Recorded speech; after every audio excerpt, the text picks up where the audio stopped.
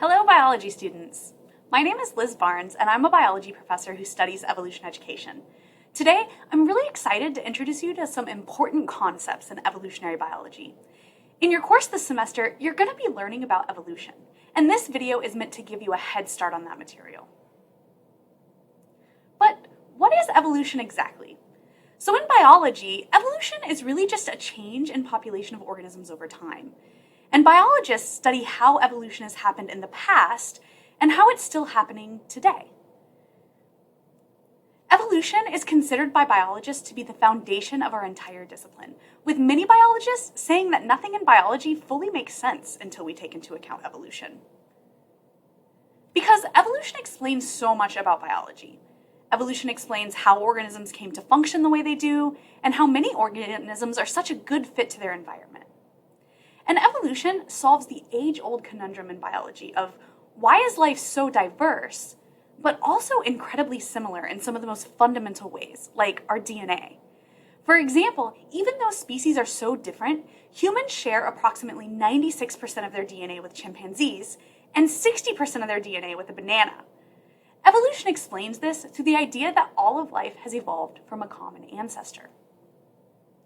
In fact, the grand implication of evolutionary biology is that all of life, including humans, are part of one big family tree that has been growing for more than 3.8 billion years from a common ancestor. The tips of the tree are like the existing species today, and the branches and trunk represent our common ancestry. The evidence for this pattern of evolution is so strong that it's accepted by pretty much all of biologists today. It's hard to be a biologist these days if you don't accept evolution. However, some people find it hard to accept evolution as a good explanation for how humans and other organisms have developed. And one major reason for this is that people are concerned that evolution conflicts with their religious beliefs, culture, or teachings. And since these religious communities and belief systems are such a fundamental part of many students' lives and identities, it's understandable how someone might struggle to accept evolution if it seems to contradict their religion. And I have my own experiences having to reconcile religion and evolution, but as a non-religious person, actually. I grew up in a non-religious household, and so there was no reason for me to doubt evolution when I learned about it in college. But I did think that evolution and religion were definitely in conflict, because that was what I had seen and heard in our culture, that a belief in God and evolution were essentially incompatible. But I saw religious students in my classes who were sincerely struggling with whether to accept evolution as biology students. And I started to learn a lot about how religion and evolution did not necessarily have to conflict, and now even as someone who doesn't have a religious faith, I understand how evolution and religion can be compatible. So now one thing I'm really committed to doing when I teach evolution is showing students ways that evolution and religion are not necessarily in conflict. But during this video, it doesn't matter what your religious beliefs or your beliefs about evolution are. Whether you're a Christian, atheist, Muslim, agnostic, or something else, I'm going to do my best to present evolution in a way that is respectful of those beliefs. Because ultimately, what you decide about evolution is up to you and based on your evaluation of the evidence. But to fully appreciate different views on religion and evolution, we must understand a bit about what science as a tool for gaining knowledge is actually able to do. Because often students believe that evidence for evolution somehow disproves the existence of God. However, it's more scientifically accurate to say that science, and thus evolution, is agnostic about God. Evolution claims neither faith nor disbelief in God. Why? Well, because God is usually considered by most to operate outside of the natural world, and science can only study things that operate inside the natural world. So, science answers questions like, when did something happen? How did it happen? Where did it happen? And what will happen in the future if we take some course of action? But whether God exists or how God influences the world is often seen as outside the realm of scientific inquiry, because most people see God as operating as an entity outside of natural law. And it's okay that science can't test that. We use many ways of gaining knowledge as humans, not just science. So, for instance, science and philosophy are different disciplines for which unique knowledge is built. Knowledge from these different disciplines often don't conflict because they ask different questions and have different norms for what constitutes knowledge. In moral philosophy, for instance, people ask questions about What are the correct moral actions to take in life? And what constitutes a good life? The role of religion is different for different people, but many people think that religion is a moral philosophy, answering questions about morality and the purpose of life. Religion also tends to address the existence and nature of a god or gods. Now, conflict with religion and science tends to occur when they try to answer the same questions. For instance, when a scientist claims that science disproves God, they're trying to use science to answer questions about something that can't really be explored using science. And when a person of faith says that the Bible disproves evolution, they're trying to use religion to explain the realm of science. But if science and religion answer different questions, then they can't really conflict. They can only inform one another. So for instance, science may not be able to tell us what ethics we should live by, but it can help us live our values, whether they come from religion, philosophy, or just our moral intuition. So many students want to become healthcare providers, for instance, like doctors and nurses, because they have a personal ethic of wanting to help people within their communities. Scientific researchers decide to conduct studies testing the effectiveness of life-saving drugs because they have the personal ethic of wanting to reduce human suffering. Some scientists see their religion as shaping their values of serving others and reducing this human suffering, which has informed the research and science that they choose to conduct. So although these areas can inform one another, they don't need to conflict. And since science is bound to answering questions about the natural world, evolution is most accurately agnostic about the existence or influence of God on the creation of life. In fact, it was an evolutionary biologist who actually created the word agnostic. Thomas Henry Huxley was considered Charles Darwin's most fierce advocate for his unwavering defense of evolutionary theory, and he also coined the term agnostic, specifically to describe scientific beliefs. He said that agnosticism is the essence of science. It means that we can't say we know or believe things that we have no scientific grounds for claiming. Now, this makes both the personal belief in atheism and a God compatible with an agnostic science, because an agnostic science doesn't support or deny either view. And this demarcation of science and religion opens up a lot of possibilities of how one can view the relationship between religion and evolution. So, oftentimes, people think you can either have one of two views. Either you believe evolution and you're an atheist, or you do not believe evolution and are religious. However, there are actually a wide range of views in between these two stereotypes that represent different levels of compatibility between religion and evolution. You took a survey before this video in which you chose one of these views. Now we're going to go over them and describe the extent to which each one of these views are potentially compatible with evolution. So first, let's talk about the views that most students are familiar with when they're thinking of evolution, which are the secular views of evolution, or views of evolution without God.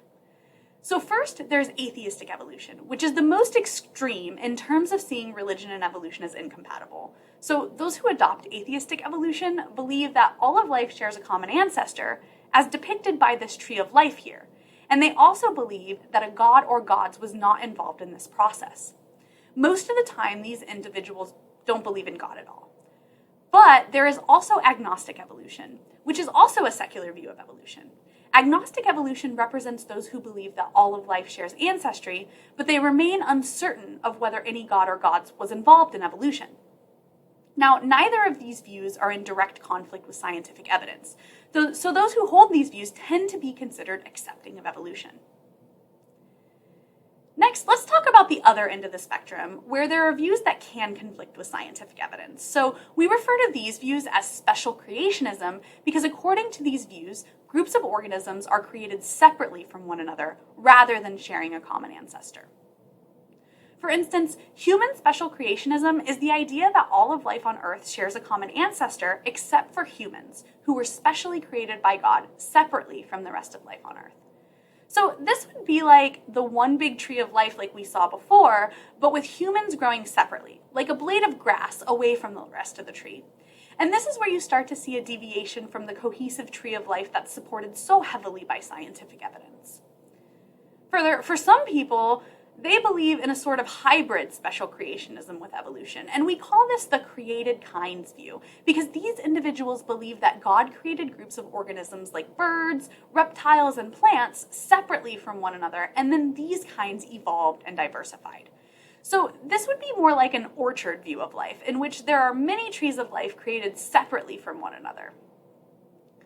Finally, there is also young Earth and old Earth creationism. Now, both of these views include the least amount of evolution compared to the rest. They assume that God created almost all species separate from one another, with only very little change occurring since the first creation. So rather than a tree of life or an orchard of life, each species is like a blade of grass, created separately from one another. Old Earth views tend to be more in line with scientific consensus than young Earth views, because young Earth folks tend to believe that the Earth is 6,000 to 10,000 years old, which goes against the evidence that the Earth is about 4 billion years old. But all of these views are, at least to some degree, in direct conflict with scientific evidence. But now let's talk about these views in the middle category that most people don't really know about, where you can both accept evolution and believe in God. So there are three that we're going to talk about today, and all three of these views incorporate the idea that all of life shares a common ancestor. But they also incorporate the idea that God uses evolution to shape life. There are slight differences between these three that can have important theological implications for people of faith. For instance, interventionist evolution allows a role for God to actively intervene in the world to shape or override evolutionary processes for a specific purpose when needed. And there is also theistic evolution, in which someone believes that an all-knowing God planned evolution perfectly so that no intervention was necessary. And finally, there's deistic evolution, and this is the idea that God set evolution in motion, but didn't have a specific plan or purpose for the evolution of life on Earth. Now, importantly, none of these views are in direct conflict with scientific evidence, because they all suppose that life shares a common ancestor and has evolved. So coming back to our diagram again on the spectrum of viewpoints, there are many views on the relationship between religion and evolution, and this includes views that have a God's involvement and those that don't. There are some views in which people both believe in God and accept evolution, and views in which people don't believe in God and accept evolution, both of which are not in direct conflict with scientific evidence. Evolution and religion are potentially compatible for those who hold interventionist, theistic, deistic, and agnostic views of evolution. And interestingly, one's religion doesn't really determine their view. These views are all present within and across different religions. Within all religions, there are both people who support and do not support evolution. Most religions don't really have official stances for or against evolution. One place you can go to read about ways religious leaders have reconciled their religion with evolution is to go to the Clergy Letter Project website. So this website contains testimonials from religious leaders across different religions who have written about their views on religion and evolution. Further, the website also has over 17,000 signatures from religious leaders who signed a letter in support of the compatibility between religion and evolution. Now, here in the United States, Christianity is really the largest religious group, with many denominations.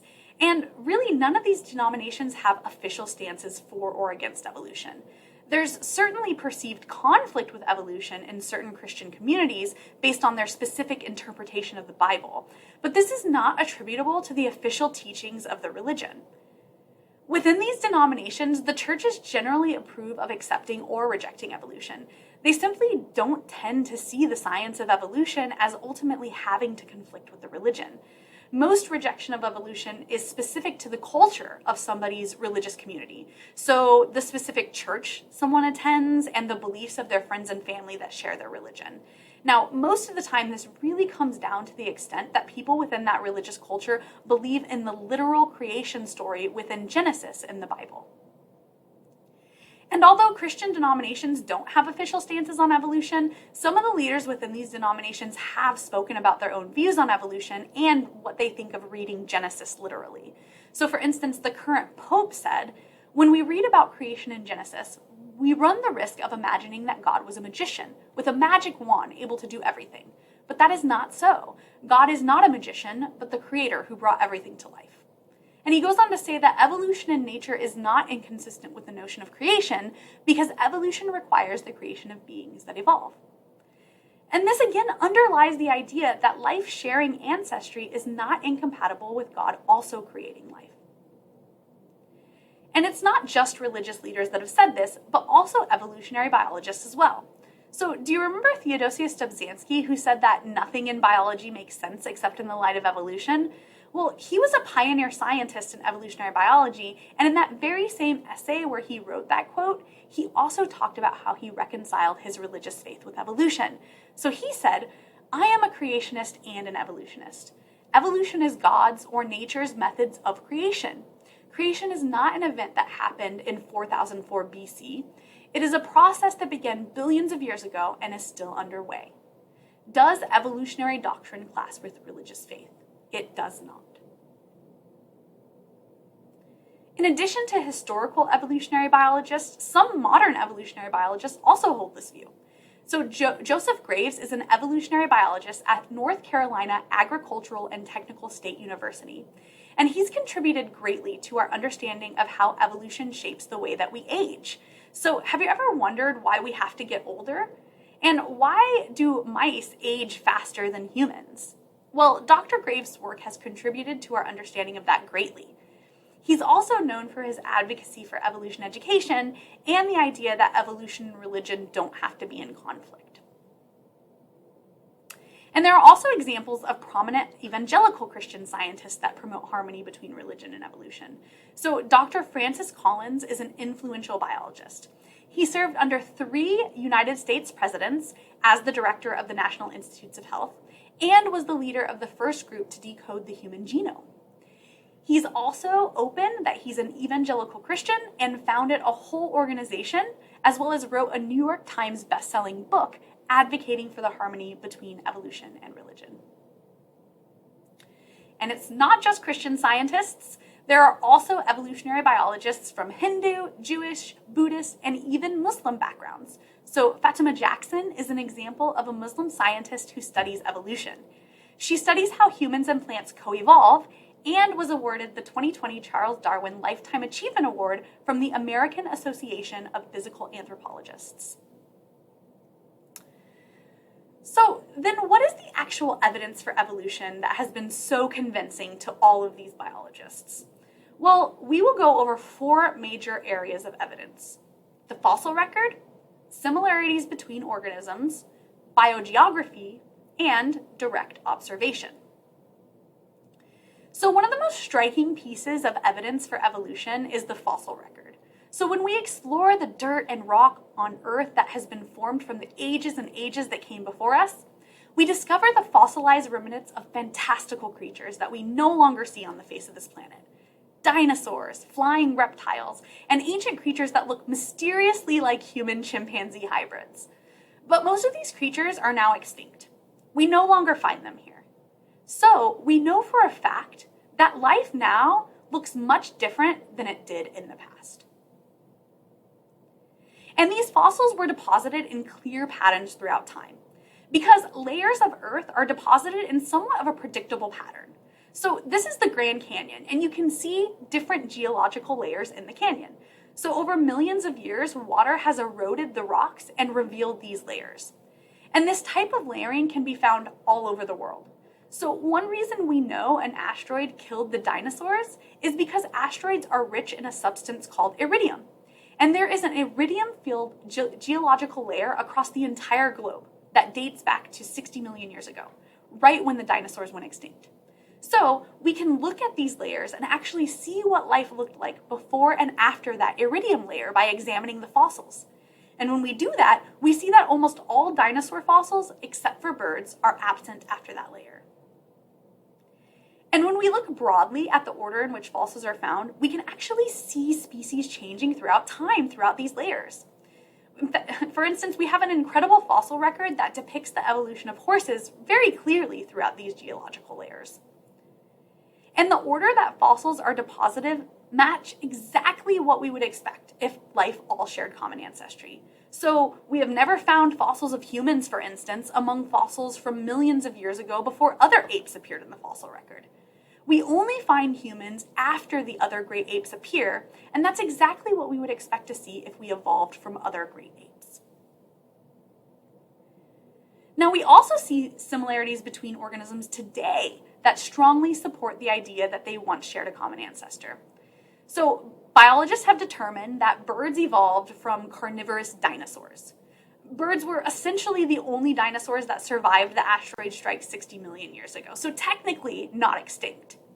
And biologists have come to this conclusion through many lines of evidence built over the last 150 years. But it's actually really easy to see the evidence for this just by looking at dinosaur fossils compared to living birds. So here is the fossilized foot of a T-Rex and a living emu, which is a large bird. They look very similar, right? Because these creatures shared a common ancestor many millions of years ago. In fact, did you know that T-Rex also has a wishbone like birds do? Even among currently living species that are closely related, we can see the uncanny resemblance. For instance, we see both physical and behavioral similarities between humans and other great apes. But even when species look very different from one another, we can detect deeper level similarities that are explained by evolution. So all organisms on Earth share one thing in common: DNA as their genetic code that determines their physical structure. Despite looking very different from mice and bananas, humans still share a significant portion of our DNA code with these organisms. And we see deep structural similarities as well across very different groups of organisms. Organisms from very different species like dogs, bats, birds, seals, and humans all have the same foundational components of their limb bones, even though their limbs have evolved to do very different things. But whether the limb is being used for flying, swimming, walking, or grasping, each limb has the same bones: a scapula, humerus, radius, and ulna, as well as carpals, metacarpals, and phalanges. Now, this strongly suggests that these organisms once shared a common ancestor that also had these parts. And we also see strong evidence for evolution from the distribution of plants and animals across planet Earth. So species that are more closely related tend to live in areas together, especially in areas where species have been geographically isolated for long periods of time. Have you ever wondered why Australia has so many unique mammals that grow their babies in pouches like the kangaroo and koala? Well, the rest of life on Earth is dominated by placental mammals that grow their babies in placentas like pandas, lions, and monkeys. So why do Australian mammals have pouches? Well, evolution actually explains this. The Earth's map looked a lot different in the past than it does now, and long ago all the continents, including Australia, were once part of a large landmass called Pangaea. But continental drift has slowly separated and isolated Australia. So before this separation, marsupials were more evenly distributed across the Earth. But as Australia separated from the supercontinent, placental mammals evolved in North America and outcompeted the marsupials across the Earth. Except for Australia, where placental mammals could not migrate. And this matches the fossil evidence found in these areas. In geographical layers from deep in the past, we see marsupials with pouches dispersed more evenly across the Earth. But in new layers, we see placental mammals appear and then become more abundant everywhere except in Australia. And we see these same sorts of patterns in all sorts of places around the world, especially when we look at islands of land that have been isolated for long periods of time, because geographic isolation is a key driver of evolutionary change. In fact, we have actually observed speciation happening on islands among finches when conditions suddenly change on the island. And that is the last piece of evidence we're going to discuss for evolution. We have continuously observed evolution taking place in real time. From antibiotic resistance to populations of moths that have changed color in response to industrialization, we have actually seen populations of organisms change over time. And humans have even learned how to harness and control this process. Dog breeding is a great example of this. All dogs, from a teacup Chihuahua to a giant St. Bernard, have evolved from a wolf common ancestor. And we know this because humans are the ones that did it. And we use the same process that evolution does: selection. Just like well-adapted organisms are naturally selected to reproduce more, we selected dogs based on specific traits we saw as advantageous. And now they're considered a different species than wolves. And all of this evidence that I've presented here are just tiny pieces of the grand puzzle evolutionary biologists have been putting together for at least 150 years since Charles Darwin published The Origin of Species. There are thousands of more examples we could find in the published literature documenting more of this evidence. And as Charles Darwin said at the end of The Origin of Species, this view of life can be elegant, grand, and beautiful. The discovery that every living thing on this planet is related to one another and has become from so simple a beginning and over billions of years of single-celled organisms evolving to multicellular organisms and then to plants, animals, and humans that walk the earth today, it's just astonishing. Okay, thank you all so much for your time. I really sincerely hope that this lesson will help you with your future learning of evolution in your biology classes. Have a great semester.